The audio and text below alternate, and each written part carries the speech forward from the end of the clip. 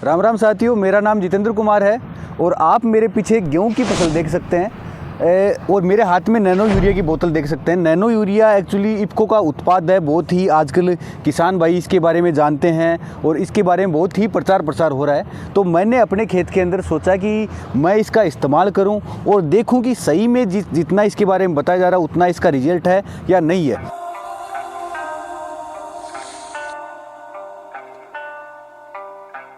किसान से बड़ा कोई वैज्ञानिक नहीं है। आप देख सकते हैं मेरे पीछे गेहूं की फसल है और ये जो इधर का हिस्सा है लगभग आप मान सकते हैं ये 1 एकड़ का हिस्सा है। तो इसमें हमने गेहूं बो रखा था और इसका एक नियम हमने बना रखा कि इस एरिया में हम यूरिया का इस्तेमाल नहीं करेंगे। तो हमें पिछले दिनों लगभग 20 दिन पहले हमें ऐसे लगा कि इसमें जो ग्रोथ है वो काफ़ी ज़्यादा कम है।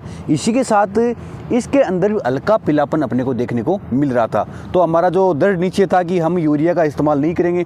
तो फिर हमें नैनो यूरिया के बारे में जानकारी मिली कि इसका इस्तेमाल करने से फसलों के अंदर कोई साइड इफेक्ट नहीं देखने को मिलता। एक प्रकार से इसको जैविक यूरिया अपन मान सकते हैं, नैनो यूरिया को।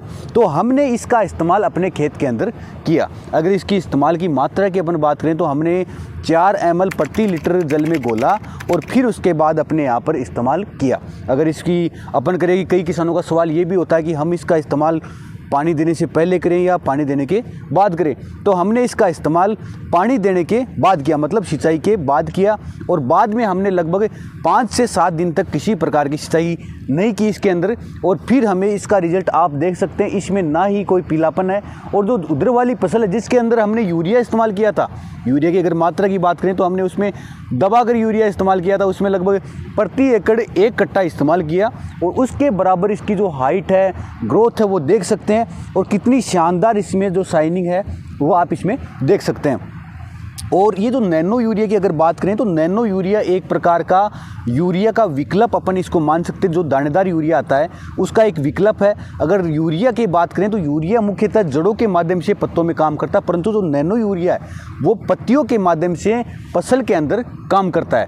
और अपन यूरिया इस्तेमाल करते हैं उसका इस्तेमाल पौधे हैं वो जड़ों के माध्यम से करते हैं। और जड़ों के माध्यम से करने से अपनी जो यूरिया है वो लगभग सिर्फ 30% ही पौधे काम में आ पाती है, बाकी बेकार चली जाती है। या तो वो ज़मीन के अंदर चली जाती है पानी के द्वारा, सिंचाई के द्वारा लीचिंग होकर जड़ों से नीचे चली जाती है, इसलिए वो पौधे पूरी तरह ग्रहण नहीं कर पाते। परंतु अगर नैनो यूरिया का अपन अपनी फसल के अंदर स्प्रे के माध्यम से इस्तेमाल करते हैं 4 ml प्रति लीटर, तो अपने जो भी फसल के पत्ते हैं उसके ऊपर इसका जो अणु है वो जाएगा और पत्तों के जो छिद्र होते हैं जिसको अपन स्टोमेटा बोलते हैं उसके माध्यम से कोशिकाओं में जाएगा और वहाँ पर जो भी नाइट्रोजन की आवश्यकता होती है वो पूरी हो जाएगी। क्योंकि जो फसल है, पौधे हैं, वो पत्तों के अंदर ही अपना भोजन बनाते हैं। और भोजन बनाने में या फिर जो प्रकाश संश्लेषण होता है उसके अंदर जो भी नाइट्रोजन चाहिए वो नैनो यूरिया के माध्यम से कोशिकाओं के अंदर मिल जाएगी, उसको नैनो यूरिया का अगर अपन छिड़काव करते हैं। और अगर बात करें कि आपकी कौन कौन सी फसलों में इसका इस्तेमाल कर सकते हैं,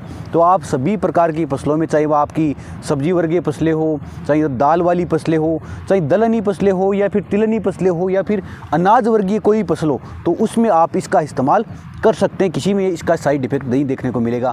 और अगर आप सब्जी वर्गीय फसलें करते हैं तो उसमें किसी प्रकार का इंसेक्टिसाइड या फंगीसाइड या हर्बिसाइड इस्तेमाल करते हैं तो उसके साथ भी इस नैनो यूरिया का इस्तेमाल कर सकते हैं। अगर टाइमिंग की बात करें कब करना आपको, तो जब आपकी फसल ज़मीन को पत्तों से पूरी तरह ढक ले या फिर आपकी फसल बुआई के 30 दिन बाद आपको इसका इस्तेमाल पत्तों के ऊपर स्प्रे के माध्यम से कर देना है। तो इस प्रकार से आपको नैनो यूरिया का इस्तेमाल अपने खेतों में कर देना है।